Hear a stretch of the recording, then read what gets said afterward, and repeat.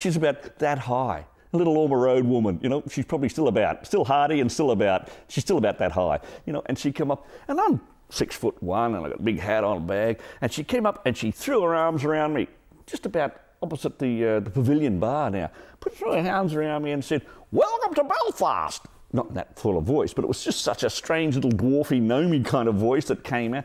"We don't see travellers here, and I can see you're a traveller." Big backpack and all this. "So welcome to Belfast. How long are you staying, love?" "I'm here for the folk festival." "That's great. Have a good time and be safe." And then she just wandered off. To that in contrast with the other boy. Bizarre. Who goes? Go figure. So I went to the folk festival. And it was the Saturday morning, and there was 2 days, Saturday morning, and on the tent was Lorna Niven. Lorna Niven, who was one of the persons of Ulster folk. And Lorna was there, and I believe Kim Linehan was there as well, who was, you know, a very young girl in those sort of days, and they were there. And I said, "Look, I'm Mike Moloney." I sent a postcard. Now, listen, I'd like to do all this and stay, but I've got my bag here because I'm going up to the youth hostel. And the boy up there is a looper. I didn't know that word then, but I do know it now, and that's what he was, a looper.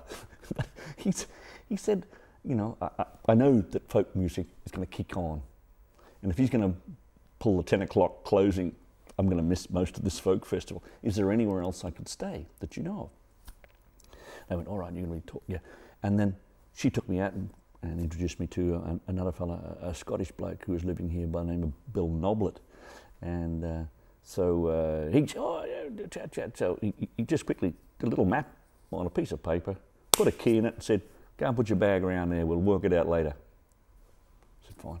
Found my way to 6 India Street, Belfast, and went there. And I kind of stayed 3 years. You know, it was amazing. There were mostly teachers who operated that place. I stayed for 10 days originally. There's all sorts of folky people going in there and out. The York Bar, and you know, was across the road. They were all teachers, and because I'm Australian and a teacher, you know, they went, "Come on, see our schools."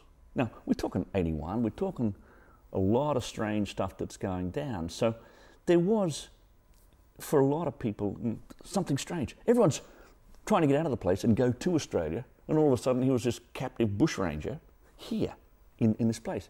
So it was tremendous. I mean, I had, you know, a lot of circus skills, a lot of street performing skills, teaching and all that sort of stuff. I've been doing that for years and years in Australia, you know, whether at the pub or at college or not. So it was easy to perform and do things, and all these teachers.